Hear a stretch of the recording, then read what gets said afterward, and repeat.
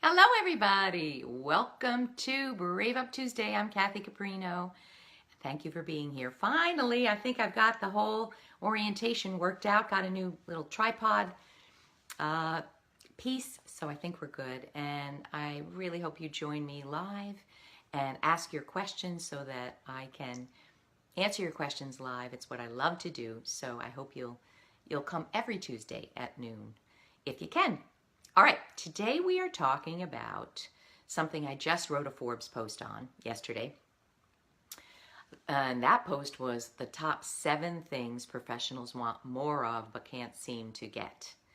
And I can't talk about all 7 here in 30 minutes, but I'm choosing 3 that I hear every day from course members, from clients, from people who write in. And I've chosen those 3 because there's a lot of pain around these 3. Pain and confusion and anxiety. So what are the top 3? They are money, time, and exciting work. Money, time, and exciting work. This is what I hear professionals are desperate for more of, can't figure out how to get, don't know, how to think about it differently, don't know how to act differently to get these 3 things. So I'm going to dive right in. And again, you can read more about it on the Forbes post. I hope you'll follow me on Forbes. My blog is called Career Bliss, 21 million views so far. It's really good stuff, good interviews with truly illustrious, amazing thought leaders. Pretty amazing, I have to say. I love writing it. So let's talk about it. Let's jump in with, hi Catherine, thank you for being here, with money. Money, money, money. Okay. So what I'd like to do in this 30 minutes is talk about these 3 things, but give you several strategies that I hope will shift your relationship with these 3 things. So let's talk about money. First of all, and I want you to know everything I'm talking about, I have lived. This is not just some prescription that's vague and unproven. I've lived all this. I've taken all of these steps, and this is what I go through in my Amazing Career Project video training, which I want to tell you about later. But the challenge with money is it's an internal challenge and it's an external challenge. So in order to generate and earn and command more money and save it and relate to it powerfully, you have to do things on two levels. An internal shift and external behaviors. If you do one without the other, it's not going to work. So let me jump right in about what I mean. In working with so many people who are incredibly talented, highly functional, in some cases top of their field, but they still struggle with money, I have come to see it this way. We have mindsets about money and also programming, energetic programming about money. And these came from our childhood. These came from what we saw around us, in our tribe, in our families, and these messages and energetic experiences came without our even knowing it in most cases. Most people can't even answer the question, what is your relationship with money? What do you feel about money? They can't do it. They have never really thought about it. So I'm inviting you to sit down this weekend with a pad of paper, my favorite exercise. And I'm thinking, because I just did a TEDx talk, as some of you know, it's called Time to Brave Up, and I give this exercise, the writing down, sit with yourself and write down on a piece of paper. But I give a different kind of exercise in the talk. I hope you'll check it out. Time to Brave Up, it's called. With a piece of paper, I want you to think about, what is your money story? Everything you think about money and where you got it. So you're going to have 2 columns. Thoughts about money and where did I get these thoughts and ideas? So I want you to think about, for instance, how your parents or your authority figures or your caregivers dealt with money openly and unconsciously. And you can tell, I know even in my parents, they were very different about money. They felt very differently about it. And some of this, when you look at your parents, there are generational themes. Like my dad, who's passed away, my beloved dad, You know, he was born in 1920. He went through World War II. He went through the Depression. Well, I think that generation's theme was not self-actualization. It was security, food on the table, being safe. So you do have to understand, you know, parents aren't trying to blow it. They're not trying to give you the wrong idea. These are the beliefs that they grew up with and were shaped by what was going on around them. So, for instance, my dad had a risk aversion. He was very frugal and he worried about money. You know, of course he would. So, sit down and think about, what did I learn about money? You know, for instance, look at the language you use. Do you ever drive by a big house and go, oh, they're filthy rich? Well, if you put filthy in the same sentence as rich, you're not going to be wealthy because you think it's filthy, dirty, something to push away. So the very first step is understanding where you got your money story, what your parents and caregivers did and thought and said about money, and what you internalized from that. So there's a second piece to that. Some of what we feel about money is unconscious. We can't grasp at it by sitting down and thinking about it and writing it down. It's unconscious. It's in our energy system. So if, for instance, you know you're nervous about money, but you don't have any idea where that came from, that's an energetic issue. And that's something, you know, I call and others call wealth programming. So I've written about this in Forbes. I interviewed a wonderful author, Margaret Lynch, I believe is her name. How can I be forgetting that? I think that's it. And she wrote a book, Tapping into Wealth. I want to give you 3 books that are going to help you understand what you consciously think about money and also get at the unconscious programming. The first book is The Energy of Money by Dr. Maria Nemeth. Everybody should read this book. It's not just about money. It's a guidebook for life. And she talks about everything from what is your money story to how different it is from thinking about an idea versus bringing it into being. It's incredibly different energy. If you don't understand that, you're going to struggle. And she talks about money being one of the 6 energy forms in life. Amazing stuff. And how you do money is how you do time and how you do enjoyment and how you do vitality. It's amazing. So read that book. The second book is Gay Hendricks' The Big Leap, and I want to tell you about this. He talks about in The Big Leap that most of us have an upper limit problem. And what that is there's an unconscious limit, barrier, to how much money, love, success, health that you are comfortable with. And when you go over that barrier, you're going to have anxiety. And if you're not aware of it, you're going to sabotage.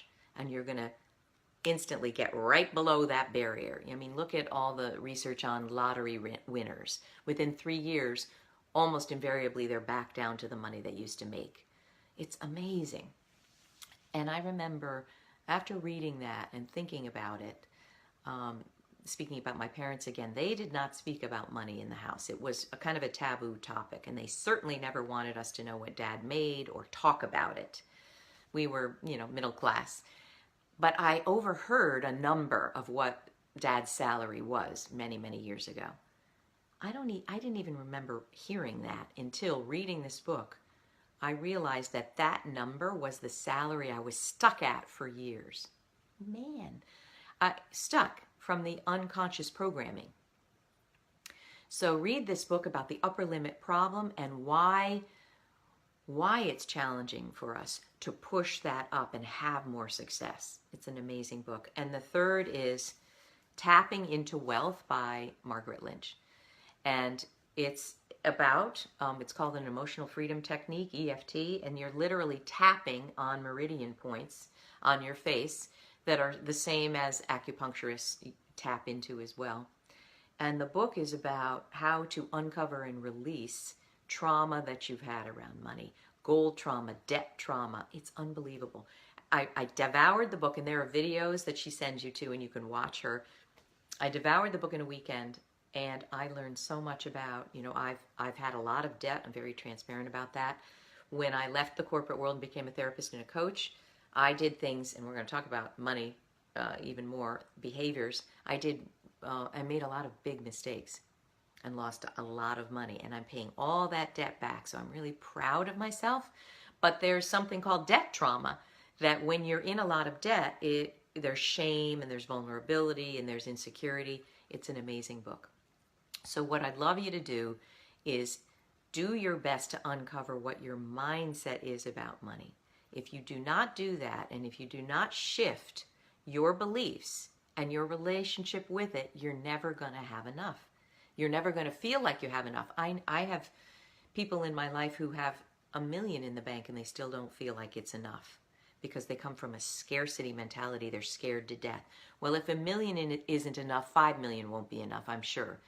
So this is so important. Understand your internal set points around money, because if you don't, you're going to struggle. Now, it's not enough to just do that. Now you have to take action that's aligned and empowered with your new mindset and your new wealth programming. And this is where I see people go so awry. So what do we have to do? Let's take two different scenarios. If you're in the corporate world and if you're an entrepreneur or a consultant or you're working on your own or a coach. So in the corporate world, I can't tell you how many people don't know how to talk about themselves in highlighting their gifts and their talents and their contributions. And if you can't do that, you're going to cripple your ability to make more money. You're going to have a hard time when you interview and you ask for what you deserve. I mean, there's so much written about this. I think even Sheryl Sandberg in Lean In talked about when she got the offer at Facebook, she didn't even want to negotiate, and her was it her brother? I think her brother said, "What? Let me tell you something. You never take the salary that you're given. You always negotiate." And he helped her be stronger about that. Women in general have an incredibly hard time advocating and negotiating for themselves. They're not comfortable with it. We're not trained to do it. And we don't know how to speak powerfully about ourselves and build a case for it. Money's not just going to flop from the sky. It's not. You have to meet the universe halfway. So part of that is understanding what your gifts and talents are. Look at your job today. What are the contributions you've been making? Write them out with metrics. Write the facts of what you've contributed. And this is what I talk about in my TEDx talk.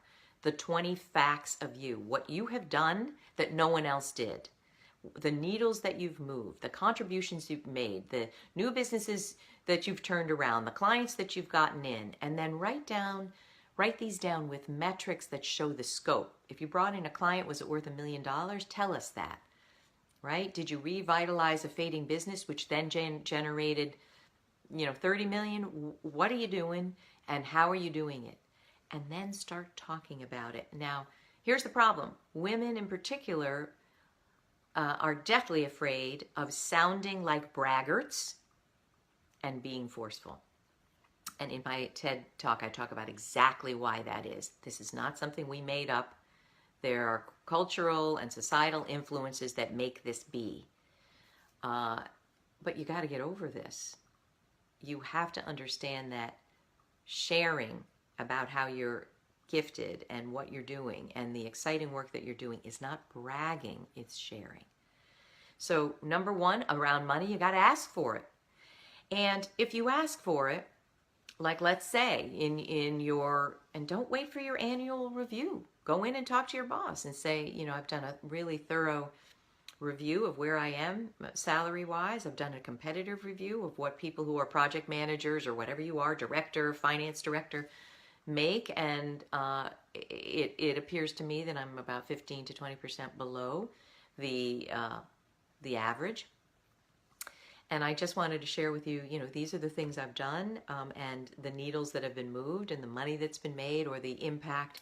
And I feel that, all of these contributions warrant that I get a raise of 20%. If you do that and you do it with confidence and you've practiced it and you've, worked with you've role modeled it and what's the word I'm going for? You've practiced with another person. And you've practiced with them giving you some pushback. If you're really confident inside that that's what you deserve, I promise you pathways will be created. If your boss says, sorry, no go, find out why. Why is that? I mean, sometimes there's a lot of reasons. Like if I give you a promotion, you'll be too close to what I make. Ooh. But at least you'll know and you will have asked. Maybe you'll get on a pathway. Maybe he or she will say, you know what, that's possible, but not now. It's possible in 3 months. Let's revisit it. Don't just walk away and say, okay, what has to happen for that to be accomplished? If they shut you down and you really believe you're worth 20% more, then you need to start interviewing. And frankly, everyone needs to interview every 3 to 4 months. You should be bringing yourself to market so that you know what you are worth. Okay, so that's the corporate world. Let's talk about the entrepreneurial world, consulting, coaching. I can't tell you how many people, even illustrious best-selling authors, don't know how to get what they deserve. I have a friend who's an incredible author, and she's still not making good money as a speaker. And we talked about it. Part of it is she doesn't know how to ask, and she's not sure she's worth what she's asking. If you're not sure you're worth 10,000, 5,000, 20,000, you're not going to get it, because the energy of what you're sharing is doubt. It's weak energy. If you believe, however, you're worth 20,000, and that's, we don't just pick those numbers out of the sky. You look at what other people are making and what you're contributing in the field and your thought leadership. But if you really believe it, you got to hold fast. And I found that with people who sell packages and programs and services like coaches or consultants, when we raise our fees, it's like there's a vacuum. It's like the air in the universe is sucked out for a little while. All of a sudden, things will disappear. Your clients will disappear because they're used to paying you $100 and now you're asking for $200 an hour. Things will shift. You got to be tough and hang through that period. It's not going to be a seamless transition.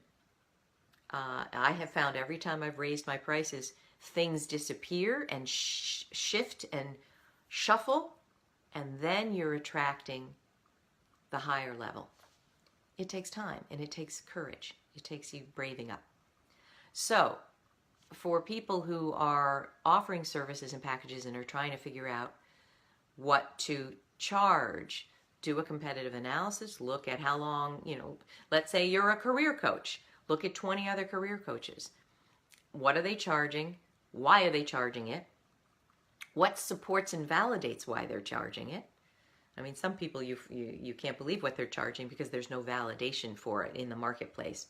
Anyway, let's say the person has a best-selling book and a TED Talk that has 20 million views. Well, that person can command huge fees when they speak and huge fees to work one-on-one. So do a competitive analysis, put your stake in the ground about what you think you're worth, and then you have to ask for it. So another piece around money that I'm going to leave you with is looking at the time, boundaries. If you do not have well-developed boundaries, you're going to struggle with money. You're going to struggle with it all your life. So what do I mean by that? A lot of coaches tell me, for instance, my friends are asking for help for free. I don't know what to say. You got to know what to say. So think about it. What's your time worth? If you give this friend an hour for free, what does it say about the worthiness of your time? I want to give an example, however, about this. When I launched my business, Elliott Communications, and it started to grow, and I started to hear, and I have 4 blogs, so I hear from a lot of people. What became apparent to me is there are a lot of people that can't afford any kind of coaching or my programs. So I made a conscious decision. Do I only want to work with people that have money to work with me, affluent people, or people that have discretionary income? Do I only want to help that population? And the answer is no. I want to help everybody who comes to my website. Everybody. So I made the decision that I was going to create as many free resources that would move people forward as I could. And that's videos, and that's 6 different quizzes and assessments. There's my career path assessment, which is free, 11 pages of questions I wish someone had asked me, and if I had answered them, I wouldn't have made the mistakes I made. That's, sign up for my newsletter, you'll get that. Fill it out. Posts and ebooks and guidebooks and LinkedIn profile guidebooks, everything I can create for free for people who cannot afford to work with me or take my programs. And that was a commitment that I made to myself. So when people want to work with me, they understand that it's at this level and this price, but here's a lot of other things if that price is out of range or out of budget. You have to figure out, how do you want to deal with people who say, well, I don't have the money to work with you? You know, a lot of people in the helping professions cave when this happens because they believe they've gone into it to help people, and it kills them that, you know, they're at $200 an hour or $150 and some people can't be helped. You're going to have to figure this out. You cannot give your whole precious private time away for free and scale a business. So think about that and create your boundaries. You know, in the beginning, I then said I'm going to give friends a 20% discount. Now, that isn't a standing rule. I only do that in certain, very few circumstances because I don't have a lot of private time to coach because of my other commitments, and I'm good with that. So think about your boundaries. If you have trouble saying what you're worth, if you're constantly discounting it, if you're constantly giving your time away for free, that's the message you're giving to the universe, that my time is not worth money. All right? I hope those strategies are helpful.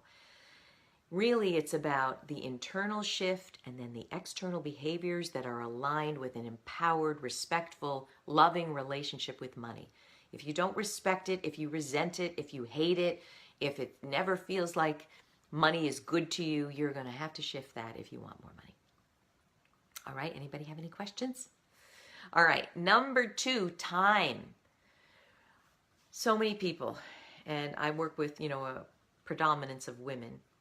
So many women say, I don't know how to do this. I don't know how to have the career, either the corporate career or launch my business the way I want to and be the mother I want to or caregive my elderly parents. I don't know how to do it. I met someone recently who said at my TEDx talk, actually, you know, I'm involved in 4 different boards, 3 different volunteer positions. I run a business.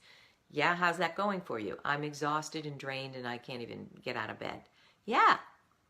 So let's talk about time. I want more time. Here's how you get it. The first thing, I think of it in 2 ways. The present and the future. Let's start with the future. It's really important regarding time that you figure out when you're 90 looking back, when you're 60 looking back, and I tell you, it goes very fast. I'm 56. I can't believe how fast it goes. What do I want to make sure I haven't blown? What do I want to make sure I've done right? Or I'll have deep regrets. So I want to say this.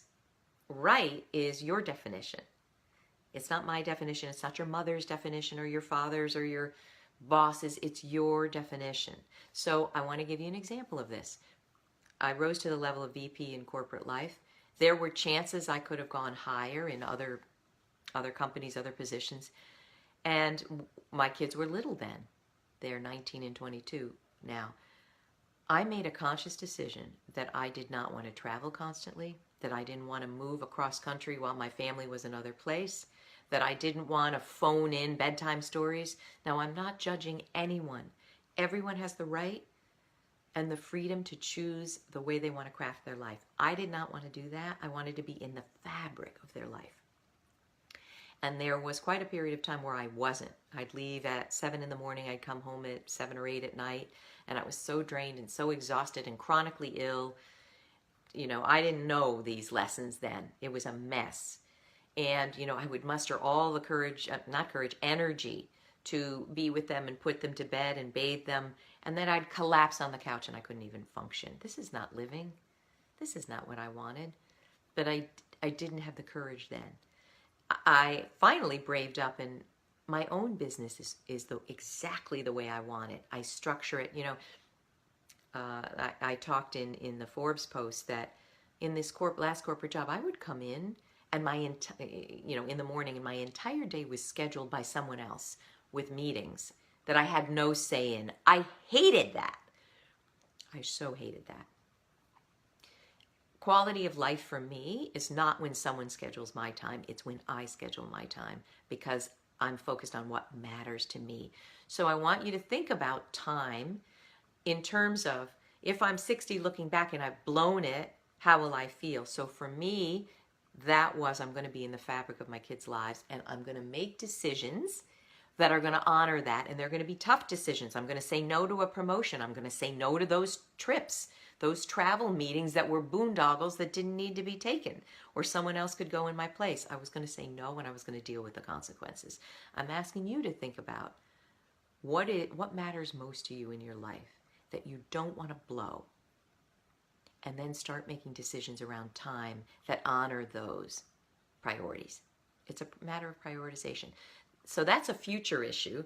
The present issue is timing. So I'll have clients come to me and they're pregnant and they want to launch a business, and they're like, I'm so tired I can't even get out of bed. Timing is everything. You're launching a life. Thank you for that. I appreciate that. Love it. Timing is everything. And listen, when you're pregnant and when you're launching a life, that's an enormous endeavor. I'm not saying all women should stop everything they're doing. Not at all. I'm saying be kind to yourself. Understand that you're marshaling every resource, physical, emotional, spiritual, behavioral, to launch this life. That's probably not the time that you want to launch a business or even dramatically chuck out your career and change it. So timing is everything. The second thing is this. I know people who are in a chronically toxic situation, and they're so fed up with it, and I know what this feels like, that they want to chuck literally everything. I'm an accountant and I want to become a therapist. I'm a finance director and I want to, thank you. Thank you so much. I really appreciate that.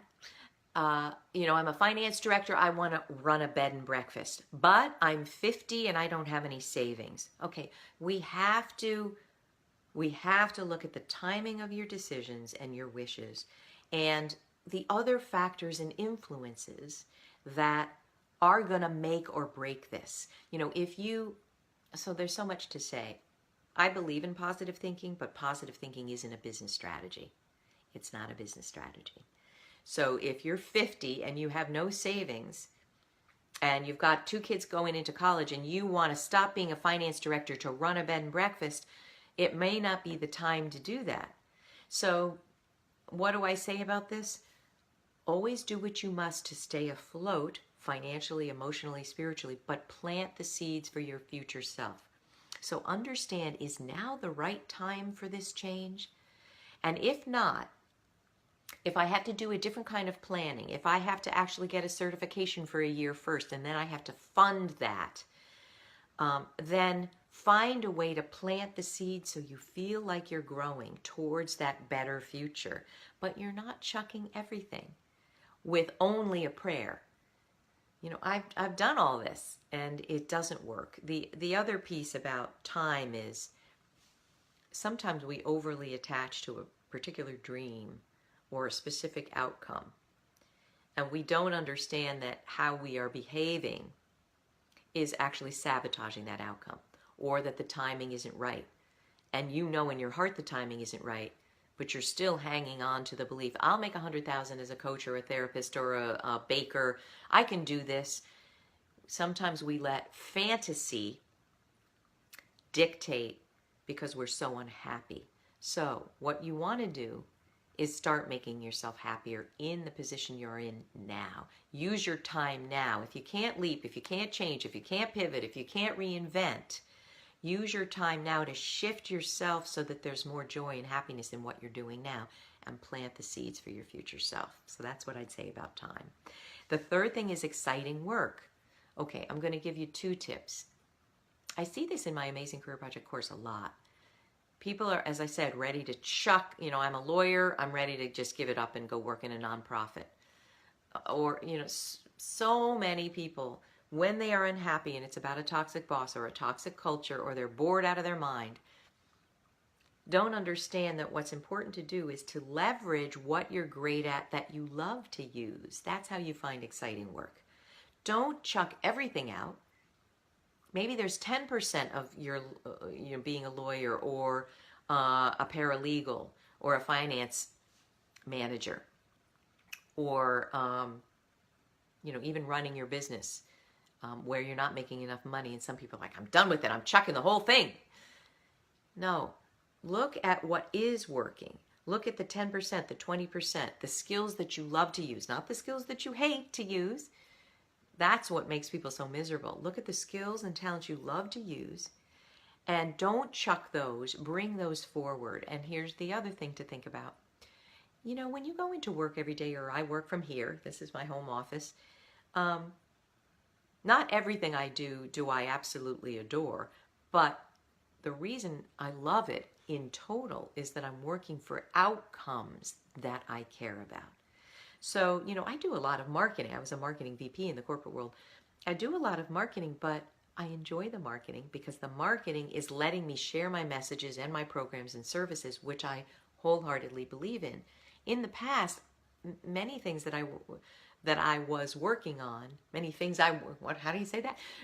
projects I was supporting, I didn't believe in. I didn't think there was contributive value. In fact, I didn't think people should spend their money on it. Well, how can you market something when you don't really believe in the outcome of it?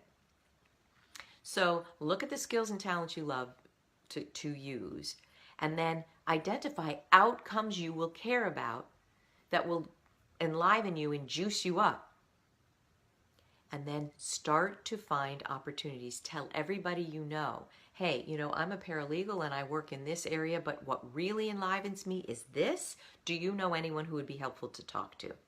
Or I'm a lawyer and, right now I'm focusing on maritime law, but really the passion is blip, blip, blip. And I'm so excited if you know anyone who needs help with that or any volunteer causes that might be helpful for me to get involved with. And start reaching out. Start reaching out on LinkedIn. Find 10 people who are achieving the outcomes that you dream of achieving and talk to them. Take them out to lunch. Ask them to talk about themselves. How did you get there? What's your trajectory? Exciting work for the vast majority of people is not 1,000 steps away. They think it's someone else's life. No, it's 2 steps away. It's identifying what is exciting for you and then claiming it. You can even find much more exciting work in the job that bores you silly today. Let's say you're not thrilled with your own department or division, but over there they're doing something amazing. Go volunteer. Talk to your boss. Talk to that boss. Talk to HR and say, I would really love to get more involved in leadership development. And, I'm taking one course on that. Is there a way I could possibly get more involved here in developing leaders? It's so much closer than you think. So how are we doing on time? My clock is over there. Ooh, I'm over. Thank you. I hope this is helpful. I hope these are concrete strategies that are going to let you start doing things differently, shifting how you view money and how you feel about money, right? And then building the boundaries to claim more money, because you have to believe in yourself and love yourself and understand your worth in order for that to happen. I hope all of this will help. I want to leave you with some resources. Again, the TEDx talk is Time to Brave Up. I'll put a link. It's in this page down below. You can see it. But you can just Google Caprino TEDx and you'll find it. Forbes blog, Career Bliss. I hope you will follow that and comment on it. And the Amazing Career Project. So I want to tell you, as you know, if you follow me, I offer an online course twice a year. And there's usually 20 to 50 people in that course, and I meet with everybody once a week. It's amazing. There's group support. It's incredible if you want hands-on help from me and group support. But some people want to understand the 16 essential steps to building a happier life and career without doing a group program. And my Amazing Career Project video series is perfect for that. It's the same 16-week content, but you do it privately. You do it, you can watch it on any device, and it's self-paced. There's lifetime access to those videos. And so if you're a solo learner, if you enjoy doing it in the privacy of your own home without, you don't need group interaction, you don't need my help or support, the Amazing Career Project is for you. It's amazingcareerproject.com. Okay, hope you'll check that out. Let me know what you think. Oh, thanks, Catherine. Thanks for being here. I so appreciate it. And is that Harry? I need my glasses. Harry shared my video. Oh, I really do appreciate it. I'm so grateful for your being here. I truly hope that these ideas move you forward. Truly, you deserve everything in the world that you're longing for. And 2017 is the time to get it. But we have to brave up to do that. All right, my friends. Thanks again. And I'll see you next week. Bye.